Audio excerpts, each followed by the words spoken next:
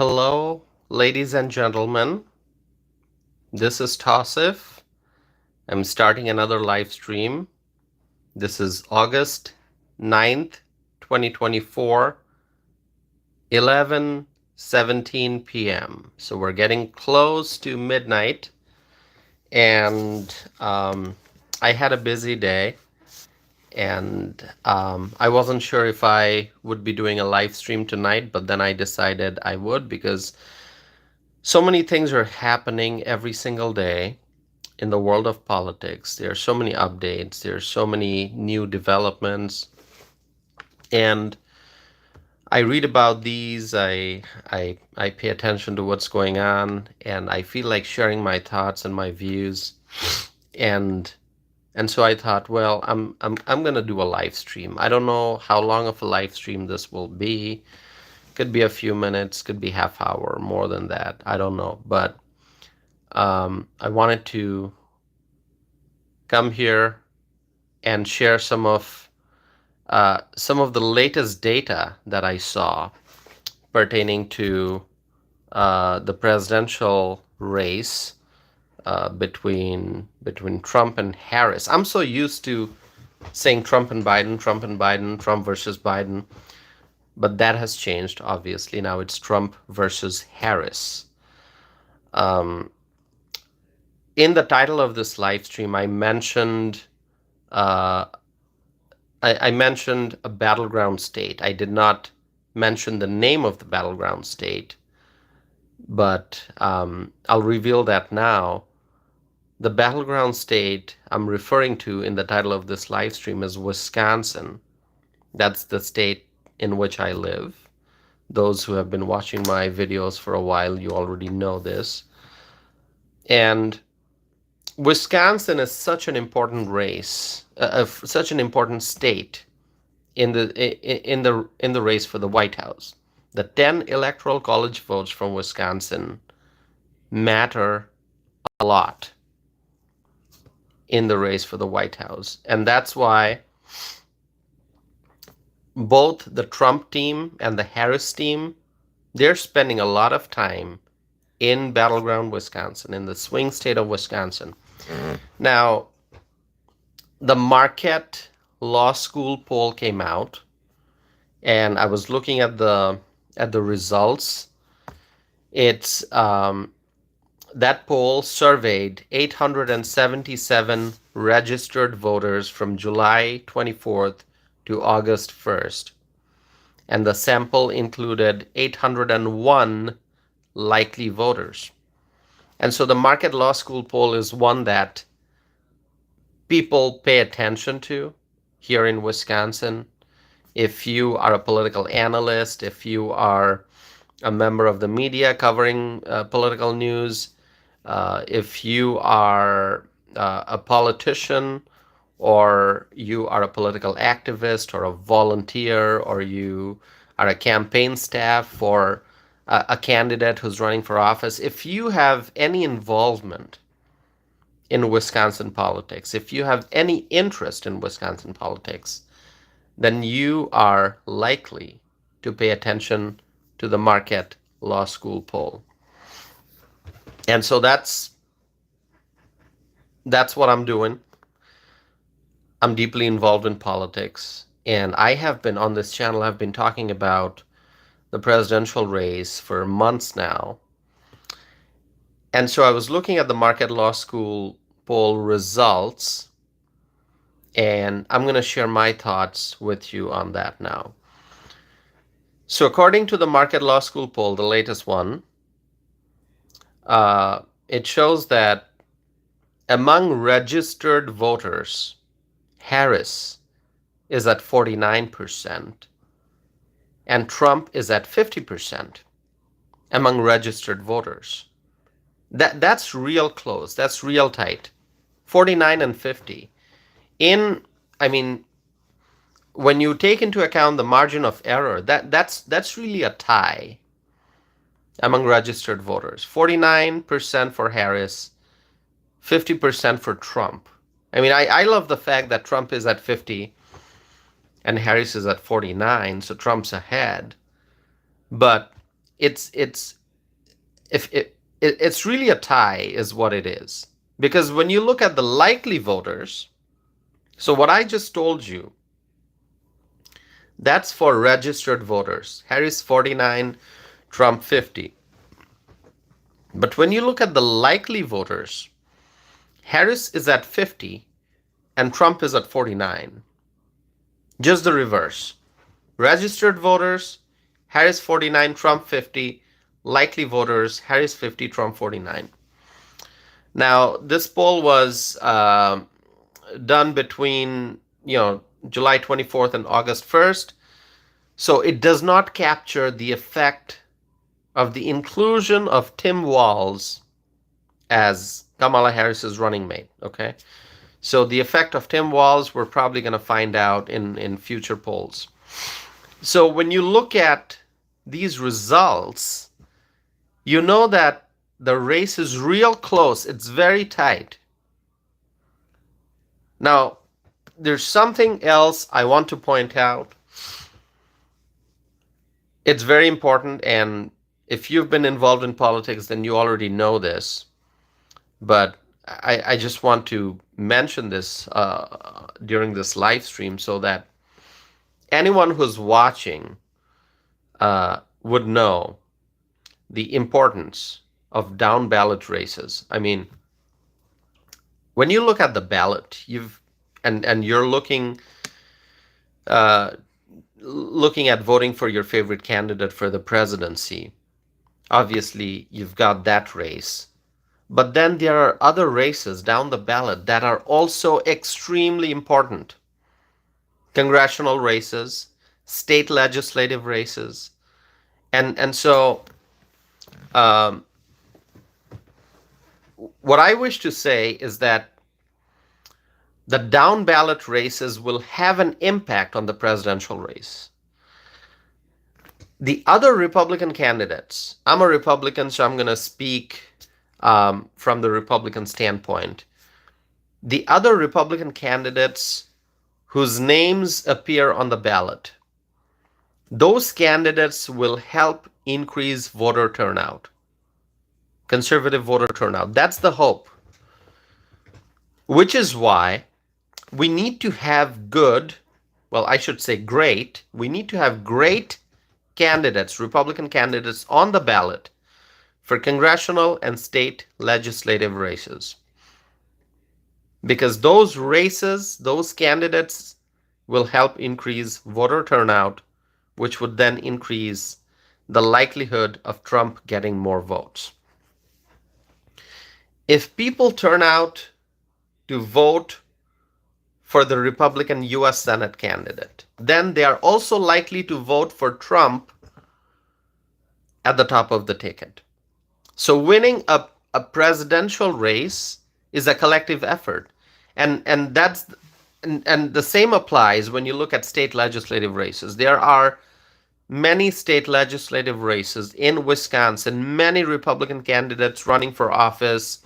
Some of them are incumbents, some of them are running for the first time, and they are looking to unseat an incumbent Democrat. So there are many Republican candidates who are running for state legislative seats. And so the more they campaign, the more they can encourage voters to come out and vote for them. If a voter shows up at the polling booth to vote for their favorite Republican state assembly candidate, then that Republican voter is also, while standing at the polling booth, filling out the ballot, that Republican voter is also likely to vote for Trump at the top of the ticket. And so that's why I say it's a collective effort. It's not just about President Trump campaigning. It's not just about J.D. Vance campaigning. It's not just about the Trump-Vance campaign team and volunteers campaigning and knocking on doors and reaching out to voters and signing up volunteers. It's a collective effort. Every Republican candidate who's going to appear on the ballot this November will have to work hard collectively for themselves so that they can win, and also to help ensure that the voters who are coming out to the polling booth to vote for them would also vote for Trump at the top of the ticket. So winning a presidential race is a collective effort. So every Republican state legislative candidate, every House candidate, and the Senate candidate we have, they must all work hard to help increase turnout and to help get more votes for Trump. Let's see. My friends, if you are joining this live stream, if you're tuning in, please introduce yourself. I always encourage that. If you're watching if you're watching my channel for the first time, if you've never seen my videos before, if this is the first video you're watching, if this is the first live stream you're watching, please tell me your name, tell me where you're from, tell me what city, what state you're from. I would appreciate that. You don't have to if you don't want to, but if you do, that helps me know who's here. And obviously, if you've got a question, please ask me a question so that I can try to answer that. If you have thoughts you want to share, please do so, because I want these live streams to be not just about me speaking, but I want these live streams to be, something that would allow us to interact and learn from each other and share thoughts and opinions and to have a dialogue. So please, as you're joining, tell me your name. First name is fine, or whatever name you want to be recognized by, and then ask a question or leave a comment. I would appreciate that. Please join the conversation, my friends. And so, as I was saying, winning a presidential election is a collective effort. So all the Republican candidates who are going to be appearing on the ballot this fall will have to work to reach more voters and to help increase voter turnout, which would help everyone. That would help the state legislative candidates, the congressional candidates, and obviously Donald Trump at the top of the ticket. So having said that, let's look at the U.S. Senate race in Wisconsin. Now, my friends, I have said this before, but anyone who's watching me for the first time probably, you haven't heard me say this yet. But if you look at some of my older videos, you'll find out that I highlighted how important the U.S. Senate race in Wisconsin is, because right now the Democrats have the majority in the U.S. Senate. In the House, we have a majority, but it's a very slim majority. The Republicans have a majority in the House, but a slim majority. In the Senate, we don't have a majority. The Democrats control the Senate. And so one of the things we have to focus on doing is to regain the majority in the U.S. Senate. And we can do that by winning Senate races. And one of the Senate races that we can win is the U.S. Senate race here in Wisconsin. And so here in Wisconsin, there's an incumbent Democrat senator. Her name is Tammy Baldwin, and she is up for re-election, and she's running for re-election. And then on the Republican side, the front runner, the candidate who's getting support from the Republican Party of Wisconsin, that's Eric Hovde. Eric Hovde, he's a businessman, and he is the Republican candidate for U.S. Senate. So as I was looking at the Market Law School poll results, I was also looking at the poll results for the Senate race, and I can tell you that according to the market poll, Democrat Tammy Baldwin is at 53% among registered voters. 53%. Eric Hovde is at 46%. Among likely voters, so what I just told you, that's for registered voters. Tammy at 53, Eric Hovde 46. Among likely voters, Baldwin is at 52% and Hovde is at 47%. So that's not the best news for the Republicans, obviously, because when you look at the Market Law School poll results, when you look at the registered voters as well as the likely voters, then Hovde seems to be behind. Tammy Baldwin is ahead. However, there's still a lot of time between now and November. I know we're approaching November really fast, you know. A day goes by fast, a week goes by fast, a month goes by really fast. So I understand that you may think there isn't enough time, and that's probably true, given the nature of the campaigns these days. But then again, in the world of politics, things change very rapidly. Very rapidly. And so I think that Eric Hovde still has the time to catch up. And I know he's working hard. And I know he's got a great team, a campaign team. So they're, you know, they're working hard.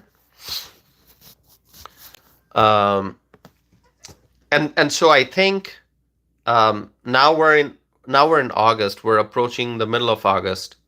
The election is in November. I think that Eric Hovde has time to catch up.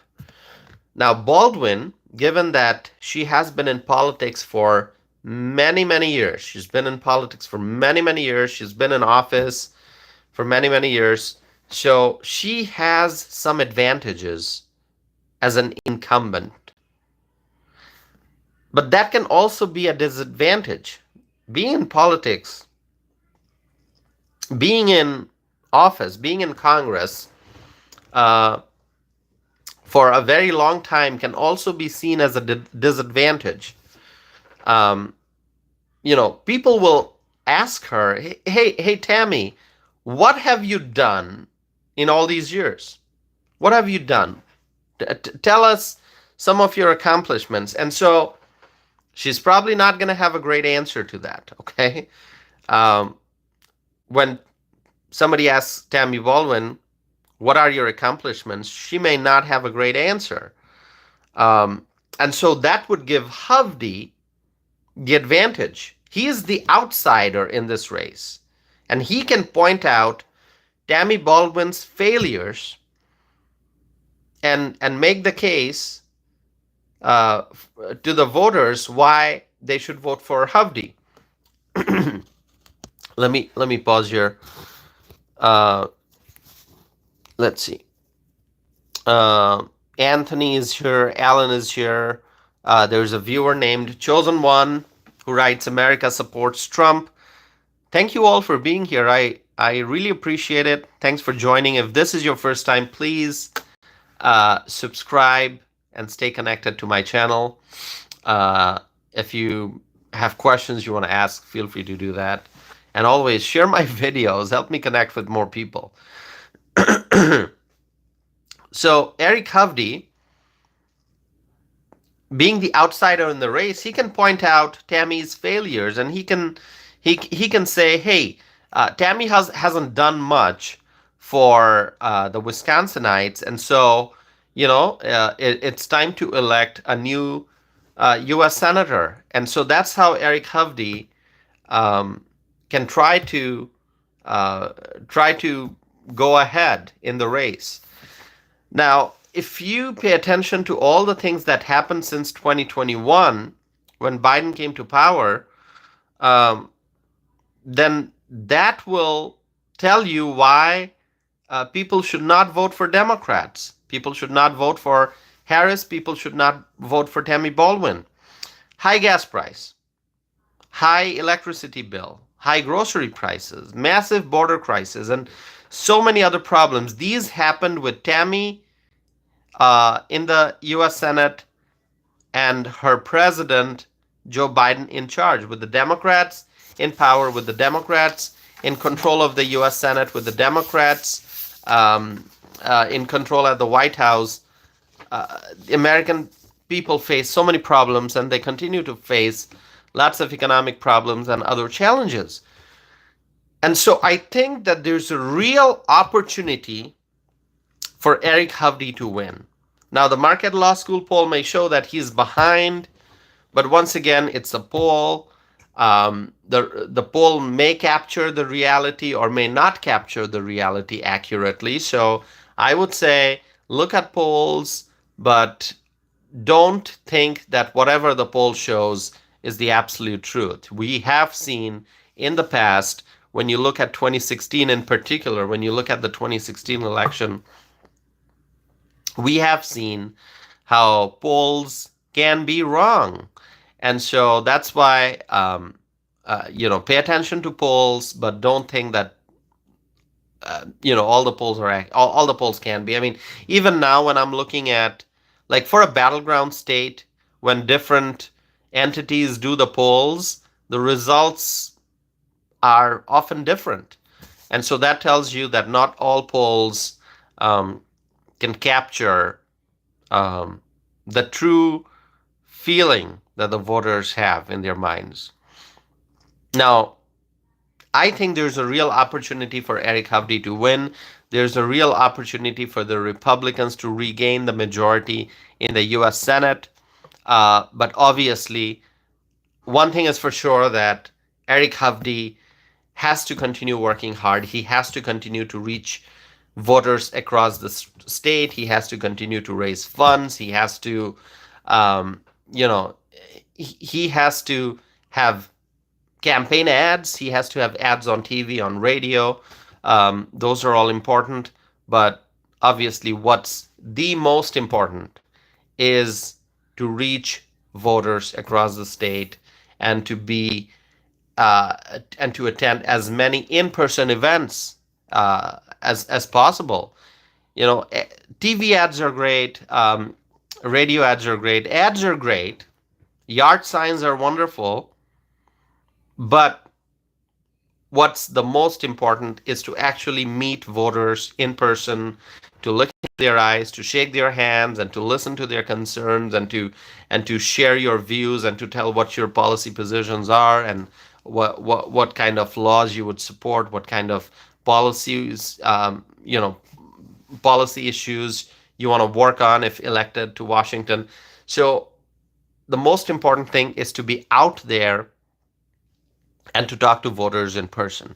And so I know Eric Hovde has a great campaign team. I know he's working hard, and I hope that he's able to defeat Tammy Baldwin and win the U.S. Senate seat that's up for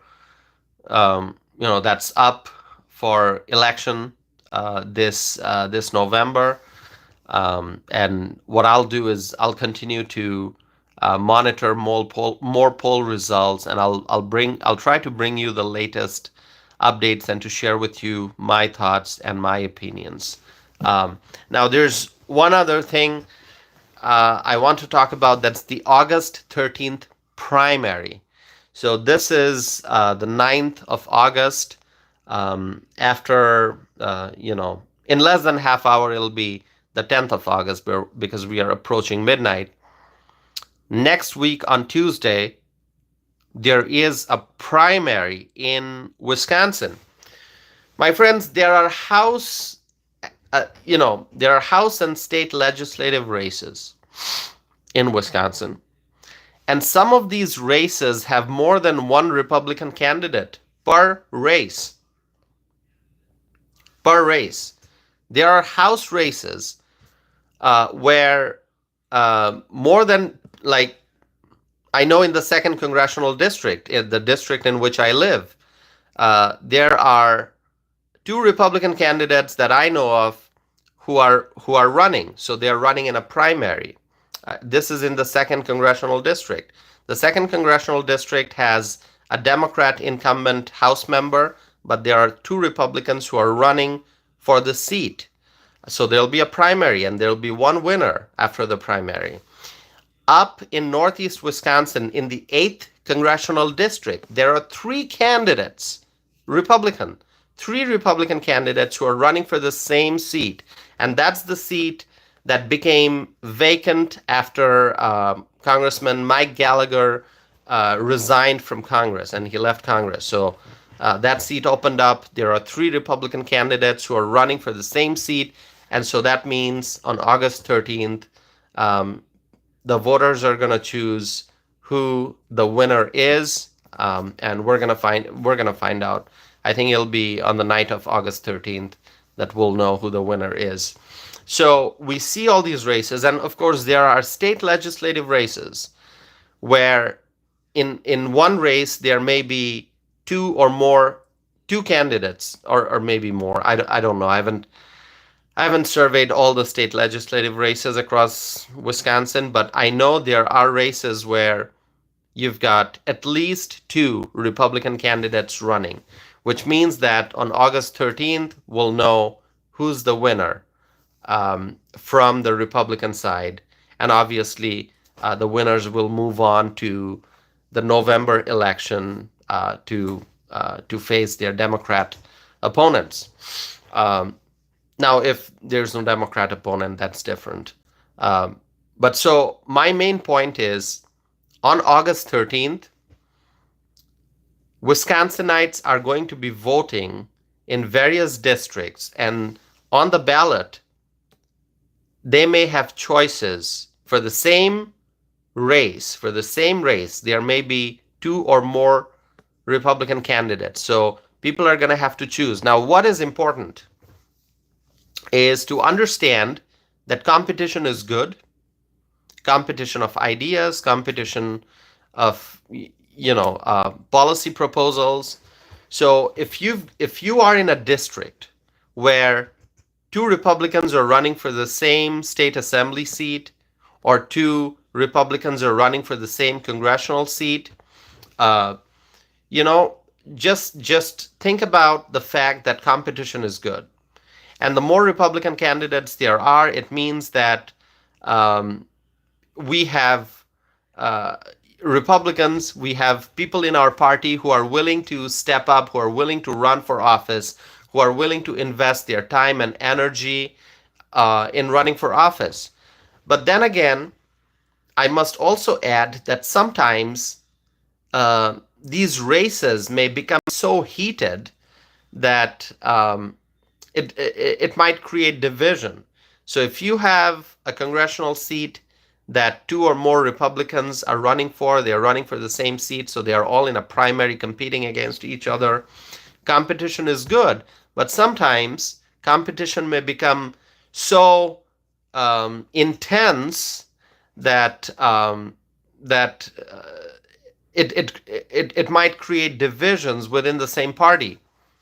Now, we have to understand the reality. Election means that at the end of the day, there's one winner, and that applies if there's a Republican versus a Democrat in a general election. At the end of the day, there's going to be one winner. It's going to be either the Republican candidate or the Democrat candidate. The same applies for primaries. If you have two or three or four Republicans running for the same seat, after the primary process, there's going to be one winner. And so if you are in such a district where you have two or more Republican candidates running for the same seat, you obviously you're going to have a favorite. You're going to have your favorite Republican candidate. If that candidate wins, great. If that candidate does not win and some other Republican candidate won, it's still important to unite and support the eventual winner. It is very important, because if you look at the bigger picture, Republicans will have to win, whether it's a state legislative seat, whether it's a House seat, whether it's a U.S. Senate seat in which there's a Republican primary and multiple candidates are running. So it's important for Republicans to win because otherwise the Democrats are going to win and they're going to take our country on a path towards socialism. We have seen in recent years how a lot of the Democrat candidates, uh, support socialist policies, and so the reason I highlight this is because this is happening in Wisconsin, where we have great Republican candidates who are running for office, and in some districts we see two or more candidates running for the same seat, but we know there's going to be one winner after August 13th, after the primary. And so people will have to unite and support the winner if you want to win in the general election. Um, and so if your favorite candidate doesn't win, if the candidate you voted for in the primary doesn't win, still important to unite and support the Republican Party, support your Republican candidate, uh, so that collectively we as Republicans, we can win state legislative races and congressional races, and so that we can win the White House, we can win the presidential election this November. So that's my message of unity. Stay united, and let's win in November. So August 13th, next week, Tuesday, very important date here in Wisconsin. I'm going to be watching because I know a lot of the candidates who are running. Some of them, they are engaged in a primary battle, and so I'll pay attention to all the results that come in on August 13th, and I'll share with you my thoughts, my opinions, my views. So let's hope Republicans continue to uh, stay strong. Let's hope that Republicans will unite and stay united, because we have to win in November as a party. We have to win so that we can take our country in the right direction. And so we need to support our Republican candidates. With that, my friends, thank you so very much for continuing um, to watch my live stream videos. Please also check out my previous live stream videos as well as the other podcast episodes that I published on my channel. Please watch those videos. Share with me your thoughts. You can go to my website, tausifanam.net. You can send me a message. You can sign up for my e-newsletter. If you want to send me an email, you can do so. My email address is tausif@tausifanam.net. You can also find me on social media. I'm on Facebook, I'm on Instagram, I'm on X, formerly known as Twitter. I'm also on Truth Social. So connect with me on social media. Thank you so very much. Let's hope and pray that the Republicans win this November. It is going to be the most important election of our lifetime. So please stay connected to my channel for more updates and for more commentary going forward. Thank you so much. I'll be back again soon with another live stream.